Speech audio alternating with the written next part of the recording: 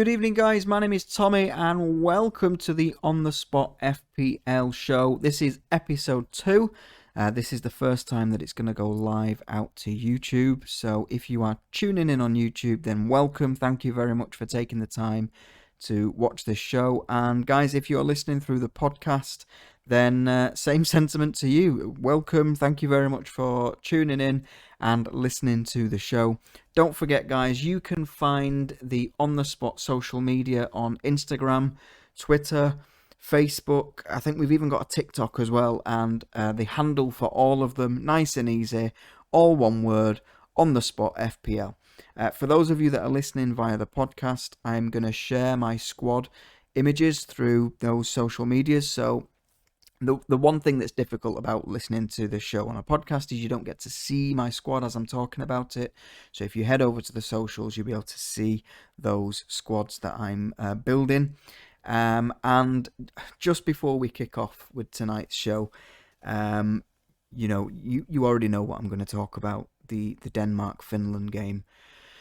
I think what we saw that day is probably going to stay with us forever. That was crazy. It was scary. I just couldn't digest what I was seeing. The only thing that I will say is the response from the medical teams, the response from the Danish national team. I know that Simon Kjær and Kasper Schmeichel have had a lot of praise heaped upon them for what they did, and I kind of echo that sentiment. I think Simon Kjær really stood up to the plate in a time that nobody can really prepare for, and it's just really, really positive to see that Christian is doing okay. The latest reports that we're hearing is that he's awake, making jokes, and he feels fine, apparently. And that's, I think, the best news that we could ever hope for after what we saw. Denmark versus Finland was a bit of an upset as far as results go. I don't think anyone expected Denmark to lose, but it is absolutely no shock as to why they did lose. For me, the game shouldn't have gone ahead. And again, we're hearing reports coming out today that it wasn't all as UEFA made it out to be. You know, they said that both teams really wanted to get it played that day. From the sounds of it, it looks like that was the worst, the best of a bad option, the best of a bad set of options that they had. It probably shouldn't have been played, but you know, I think it's done. It's done. The main thing is that Christian is okay. Right, so tonight's show we are going to look back at the weekend's action that we've just seen. Just for clarity, I'm recording this on, what day are we on? Monday the 14th of June. Spain has just drawn 0-0 with Sweden, which is, I don't know whether that's a really, really bad result for Spain or a huge result for Sweden, probably a bit of both. We still have yet to see Portugal play tomorrow. France and Germany play tomorrow as well. So I'm going into some of these picks for next week a little bit blind, but you know, we'll do our best. These games move thick and fast, and you know, if you're going to take the time to listen to a podcast and sit down and watch my YouTube video, you're going to need a day or so to digest everything that's going on and to take into account what I'm saying and what other people are saying, so that you can make the best decision for your team. Right, looking at these results then, Turkey versus Italy. Italy have probably impressed me the most this weekend. They played it fantastic, didn't they? They were something else. They just run Turkey to the ground. I had Berardi in my squad, and you know, I've heard a lot of people, or a few people I should say that Berardi played really well. That he was involved and he was hungry. And guys, I didn't really see that. I didn't really see what Berardi added to the game. I know that he got an assist. and obviously you've got to be there and you've got to be in that situation to force that own goal. And obviously his ball that he did was obviously good to get that own goal, to draw the own goal out of the squad, out of Turkey's squad. But other than that, I don't really feel like Berardi offered much to the game at all. I think he was very lucky to get the assist. Um, he was lucky to come out of that game with a return. So I ended up getting 6 points for him. He was my captain that night, so it was on 12. But there's no way that I could stick with a 12-point captain. So we'll talk a little bit about how my team went a little bit later on. But yeah, Italy 3-0. Insigne looked amazing. Spinazzola looked amazing as well. And they're definitely going to feature in my match day 2 squad for sure. Turkey, I was a little bit disappointed. I get it, they're playing Italy, but I heard good things about Yilmaz, Yaziki as well. But they just looked tired. They just looked like Italy had run them ragged. So yeah, I'm really impressed with Italy. Now I didn't see the Wales-Switzerland game, but I have seen extended highlights. It looked like a game of not a lot, really. However, there was one player that really impressed me, and it was Breland Bolo. I was actually considering bringing him in to my squad because of how threatening and how strong and how fast he looked. But looking at his next game, it's just not worth it. I think are they playing Italy next? And yeah, maybe for match day 3 against Turkey, it might be worth it. But if they're playing Italy, there's no point in bringing Bolo in against Italy. Denmark and Finland, we've already talked about that. That was a big shock as far as results go. I had Radetzky. I wasn't anticipating a 13-point haul from him. So I'm glad that came about. But yeah, saved a penalty. I think even before any of the main events happened, he'd already made about 4 or 5 saves anyway, so he'd already got some kind of save bonus points. So I was pleased with Radetzky's return there. Simon Kjær ended up getting a 2 for me. And Christian Eriksen was in my squad. He ended up getting a 1 point, but we're not even gonna talk about that really. Belgium is the only game that I have missed and I haven't actually seen the highlights for. From what I've read and what I've heard, Lukaku got a brace. The squad felt like that they played really well. Big shock with Denayer not starting. I said in episode 1 that Denayer, I think he played 8 out of the last 9 internationals for Belgium, so I was like, he's definitely nailed on, guys. And then there's a big upset, so I don't know whether there was a reason for that, but it was just a bit of a big shock. I don't know whether it's just a lack of fitness or something like that. Let me know if there's been some official word as to why he missed out. Like I said, it was a game that I completely missed, so the commentators might have said that on the night. But yeah, 3-0 against Russia. It sounded like it was a fairly comfortable, easy operation, easy win for them. So yeah, Eden Hazard got some minutes as well, which is good. Hopefully he should be starting in the next game and get a full 90. Then we moved on to Sunday, England versus Croatia. England got the 1-0. Calvin Phillips, he looked incredible, didn't he? I don't know whether from an FPL point of view, I keep saying FPL, but you know what I mean, from a Euro fantasy point of view, whether Calvin Phillips is someone that is going to get you returns every game. He played really well and he did really well to get that assist. I just wonder, I did consider bringing him into my team for match day 2, but I don't know. I don't know whether I can rely on him to bring some kind of attack in return. I think he played fantastic as far as holding, as far as controlling the play and dictating the play in the midfield and breaking up the opposition's offence. But I don't want to say it was lucky. But again, I think it was a bit like Berardi. Like No, it's not like Berardi. Calvin Phillips had an amazing game. He was in and about the action all over the place. But I don't know whether it was a bit of a surprise that Calvin Phillips got an attack in return. That's all I'm trying to say. Austria, North Macedonia was hugely irritating for me because I had David Alaba. Looking at transfer market, he'd been played at centre midfield for the past 5 or 6 games, 7 games for Austria. And then I had a look at the lineup and noticed he was playing in centre back. And he obviously played well as centre back. But from a fantasy football point of view, you don't want a midfielder in your team playing in centre back because you're not going to get the clean sheet bonus if they kept a clean sheet.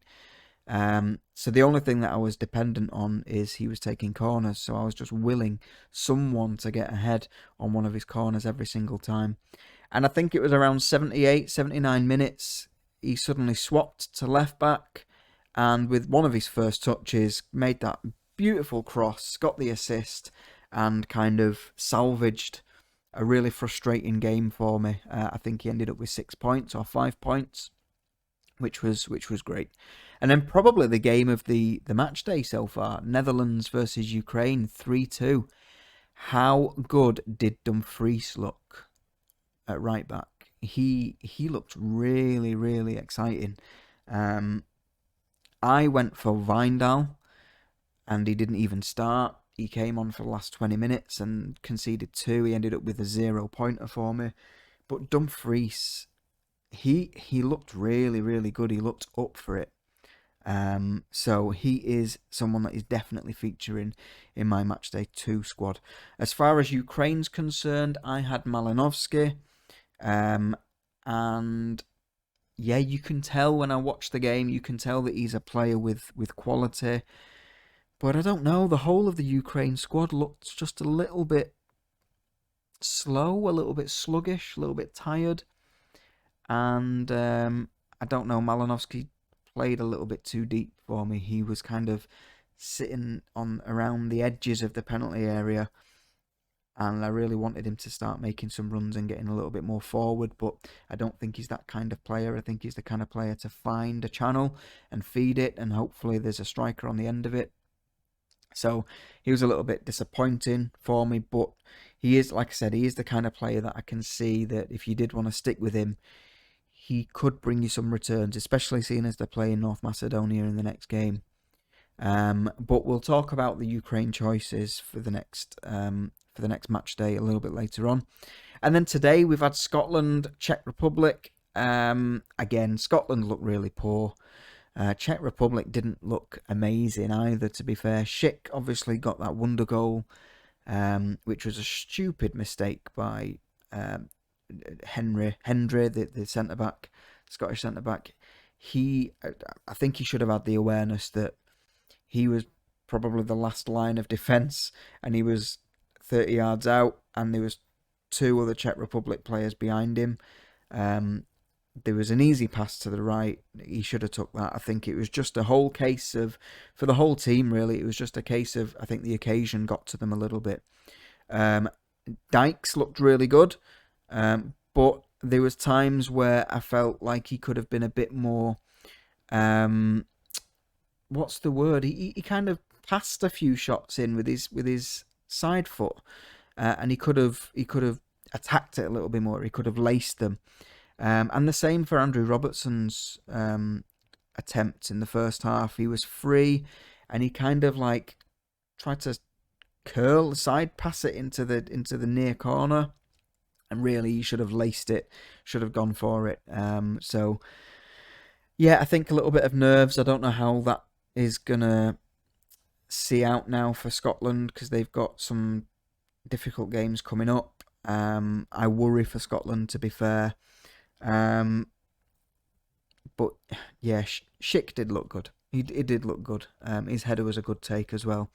Next game, this is actually another game that I've missed. Poland-Slovakia tonight. I don't know, for some reason there's something about these two teams that don't really do anything for me. They've got some good players, but from a fantasy football point of view, there's no one that is screaming out to me to say you need to get this person in your team. So I don't know. I don't know. Let me know though, guys, in the comments, or guys on the podcast. Let me know via socials if you think that there is any players in the Poland or Slovakian team that um, I'm missing a trick on. And then Spain-Sweden tonight, 0-0. I watched the first half. I started preparing for this recording during the second half, but you know, they were rinsing them for the first half. I didn't see Sweden get out of the first half very much. You had that chance from Alexander Isak, which he was lucky not to get a goal for that. That would have really upset the apple cart if they would have got a goal there. I really expected Spain to do really well tonight, and again, like I said at the start, I don't know whether that is a poor result for Spain or a really great result for Sweden. Probably a bit of both. Tonight, I did captain Pau Torres. I've had my heart set on Cristiano Ronaldo taking the captaincy tomorrow. Right from the very start of the match day, I knew that I was going to end up with Cristiano, and hoping along the way that one of my captains for each of the days gets a huge haul, enough for me to reconsider. I think on last look, Pau Torres has just gotten me 12 points tonight. So I don't think it's enough for me to stick with him. It looks like Cristiano is going to get the captaincy tomorrow. And then obviously tomorrow we have got Hungary versus Portugal, which is going to be my captain, is going to be Cristiano. And then we're going to finish off the match day with France and Germany, which I'm really excited to watch. I think France are probably my favourite team as far as my favourites to win the tournament. But they're playing against Germany, so you just don't know which team is going to show up, which team is going to perform. So, yeah, I've kind of avoided the French team this match day. So that's what we saw. I think standout people from this weekend were Dumfries, definitely, Insigne, definitely, Spinazzola, Vrsaljko. What team does he play for? I noticed him yesterday. So it was probably Ukraine. He looked pretty good. The right back, he got some really good crosses in. He wasn't afraid to get forward. Is it Vrsaljko? Ukraine? Let's have a look. I don't even know if I'm spelling this right. Croatian. Croatia. Yes, okay. So it was the Croatian right back against England. He looked quite good. I don't know whether I would be willing to get him into the team because of the chip strategy that I'm going to go with for the next match day, but he might be one that you might consider. David Alaba, I'd probably want him if you were on some kind of wild card, but not if he's going to play at centre back. So I don't know. He might start at left back because of the impact that he had on the game when he moved to that position last night. But like I said, Dumfries, Frankie de Jong looked pretty good last night as well. Depay looked okay, but he didn't really have anything else. He did a lot of running and a lot of dribbling, but didn't really have anything else at the end of it. So I'm not sure whether I'd want to bring Depay in. Schick looked good today. Obviously, them 2 goals, especially that second goal, will be a morale booster for him. But who does he have next? Czech Republic's next game, Croatia. So I don't know. I don't know how that's going to go. It might be one that you want to bring in for that game. Okay, so looking at my squad, chip strategy, I am going to go with the Limitless chip for match day 2. And I know if you are doing the rounds on the whole Euro Fantasy kind of YouTube channels, you'll see that a lot of people are doing this, and I am following suit. I'm going to do the same. I think to use your chips during the group stages is probably the best approach to get, just because... the best approach to take, just because when you start getting into the latter stages of the competition, the games are sometimes a lot tighter because the quality is a lot better. I think you've got much more volatile results in the group stages, so therefore the potential impact of a chip is much more, has got a higher ceiling. Limitless. I'm going to go with Limitless over the wild card. So anyone that doesn't know what the Limitless chip is, it is essentially a free hit. If you've played the FPL game, it's unlimited transfers for one match day only, for one game only, and then it reverts back to your original team for the next match day. But on this game, you've got an unlimited transfer budget. You can spend more than the 100 mil. So in essence, you could have the 11 most expensive players in the game if you wanted, providing you don't go over the 3 from the same team quota. So that is really, really interesting, and I think that's the way that I'm going to go. So what I've tried to do is I've tried to build my squad looking at the days that we've got within the match day, tried to get someone stand out from each one of these days, and looking at the fixtures, try to maximise on as many players as I can. So let me elaborate a little bit. Here is my team. I've made the transfers. I haven't pulled the trigger yet. Ignore the subs and ignore the captaincy. I can sort that out tomorrow. But these are the transfers that I am gone for. Goalkeeper starting off first. I have gone for Donnarumma and Hugo Lloris. And this is the reason why. They are 2 fantastic goalkeepers. We've got Donnarumma here versus Switzerland, and if that goes wrong, if he bombs, doesn't score very well, you can always sub him out and bring in Hugo Lloris against Hungary, which you'd hopefully expect him to do pretty well against Hungary. So yeah, like I said, there's no transfer limit, so why not bring the 2 best? Or 2 of the best goalkeepers in the game in. If it was a wild card, you would have to be a little bit more conservative because you've got a budget to think about. So that's where I'm going for my goalkeeper choices. In my defence, I've got Spinazzola. I thought he looked, like I said, he looked really dangerous. Who have Italy got this week? Switzerland. So we've got Spinazzola, we've got Dumfries. I've already talked about Dumfries. I think he looked great. The minute I saw him last night, I thought he's going into my next squad. And then I've got Thomas Meunier. Castagna is his kind of counterpart in that position, and he's just broken his, is it cheekbone or eye socket or something like that? So that pretty much tells me that Meunier is going to start. He got a haul last game, 15 points I think he got. So he's in my squad. Who are they playing? They're away to Denmark. Sorry, away. They're playing Denmark in the next match day, and yeah, I think they're gonna beat Denmark anyway, regardless of the events that's taken place. Yeah, so Thomas Meunier is in my squad for the next match day. And the other 2 defenders I've got is Pau Torres. I know he's got a slightly harder game next game round against Poland, but he's looked solid. He started tonight, which is great, and he's got a clean sheet. He's just got me 12 points.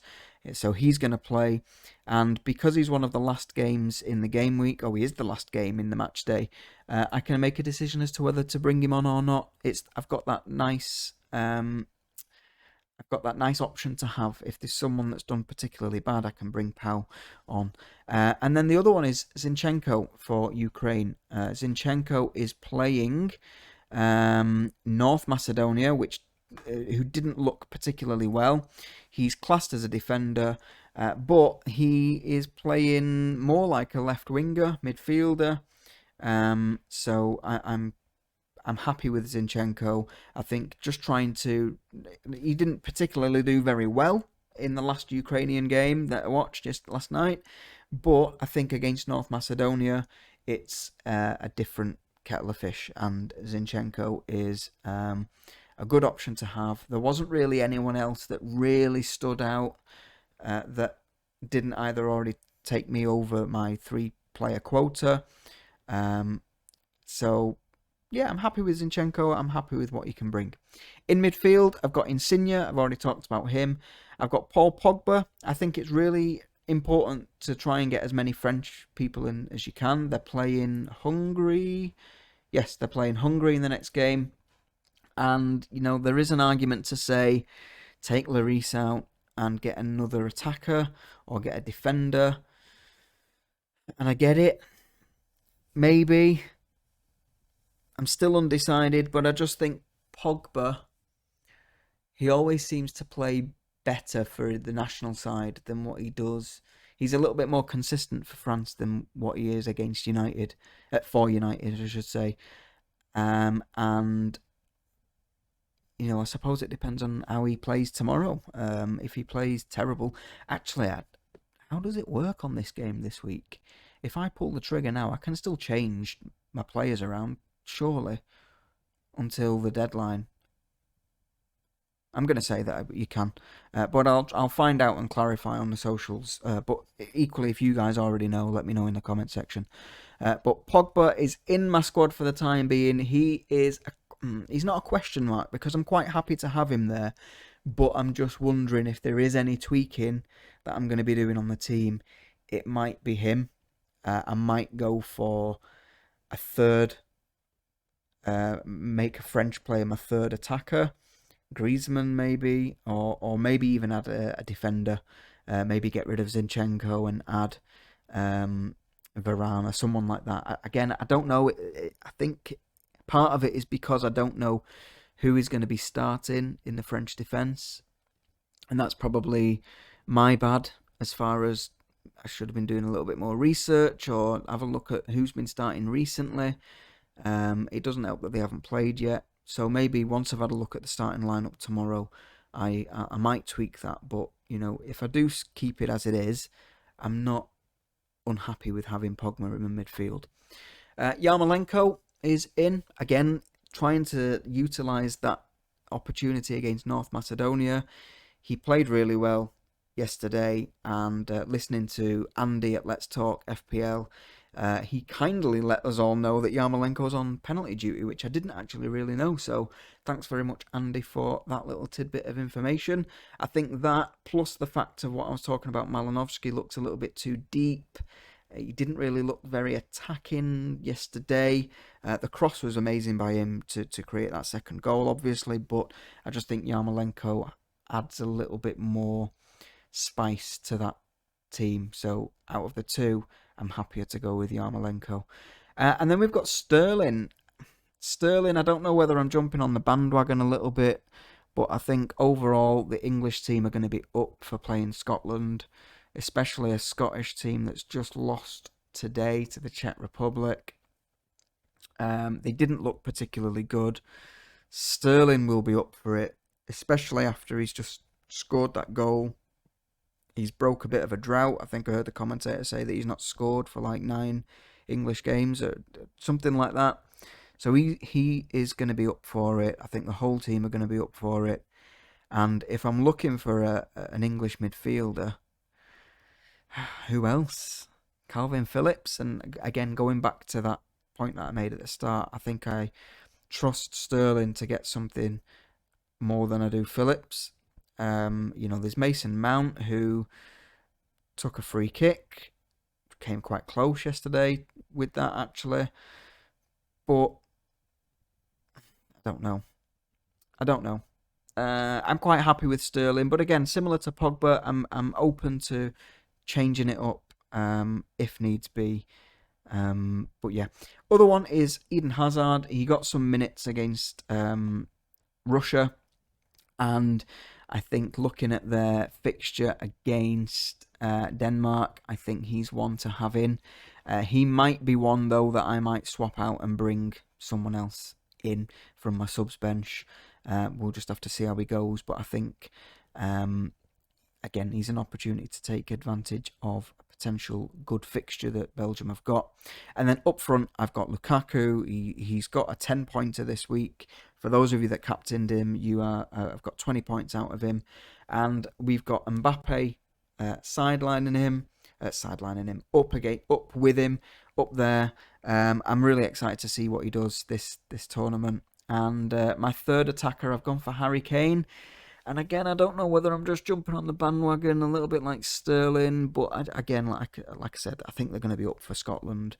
Kane didn't look particularly dangerous against Croatia, but it's going to come, isn't it? It's going to come. And who else do I go for? You know, if I take Kane out now, I've got Ronaldo, but he's playing against Germany. Who do I go for? Lewandowski against Spain? That doesn't really excite me. Depay against Austria, and again, looking at what I saw from Depay in the last game, he didn't particularly excite me. He looked busy, but nothing really much came from it. I really want to avoid Portugal, Germany, because I just can't pick anyone stand out. Yeah, so I think who else do you? Isaac. He looked all right in the first half from what I saw of him. I think if Switzerland had an easier game this match day, Mbola would definitely be in there. So I think just what I'm trying to say is, looking at the other options, why not go for Kane? Let's just see. He's going to be up for it against Scotland. And yeah, so that is my Limitless Matchday 2 squad. Looking at captains, I am probably going to go with Insigne on matchday 1. Sorry, game day 1 of matchday 2, just to make it a little bit more confusing. I've got the Netherlands, I've got Belgium for the second day. So I could probably go for Lukaku in that game. I'm quite happy to go for Lukaku captain on that day. Day 3, Kane against Scotland. And day 4, Mbappe against Hungary. And I think it's going to be similar to this match day, where I think my heart might be set on Mbappe captain against Hungary, like it is with Cristiano against Hungary for this match day. And yeah, I'm quite happy with that.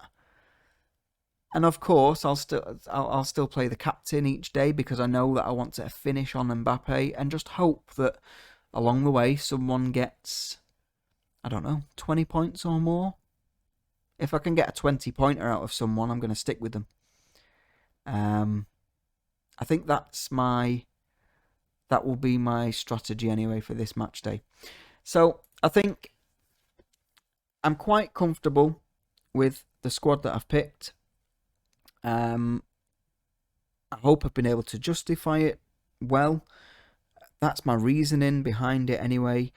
And I think this is probably the end of tonight's show, I think. Let me know, guys, on the comment section on YouTube if you think there are some major gaps in the squad.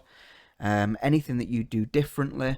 Like I said before, if you are listening on the podcast, then if you are listening via the Anchor app, they have the option to do voice messages, which I didn't know about. So leave me your questions, leave me your feedback about either the channel itself, the show itself tonight. Leave your feedbacks about my squad, what you do differently. Or if you've got any questions, leave me some voice messages. I will do my best to answer you. Remember, guys, you can catch me on Facebook, Instagram, Twitter, even a TikTok. So if you want to get involved, give the socials a follow. Get in contact. The handle for all of them is On The Spot FPL, all one word. I hope you've enjoyed this tonight's show. Like I said, this is only episode 2. What we're trying to do here is trying to build up a bit of an audience and get a bit of a practice in for the main Premier League season. I said in the last episode, I'll be honest, my international game isn't as strong as my Premier League game, purely because I haven't done that much research as far as internationals go. But this is about practicing podcasting, practicing creating a YouTube channel, and getting some exposure out there, building a bit of an audience, building a community. Let's get some communication channels built up with you guys, and hopefully you do like what you see. and I will catch you again towards the end of the match day. Like I said, if you are on the socials, you will see interaction from me throughout the different days within the match day, and I will catch you again towards the end of match day 2, guys, in preparation for match day 3. Until then, have a good week, enjoy the football, don't get too drunk on the way, and I will catch you all soon. Take care, guys. Have a good night.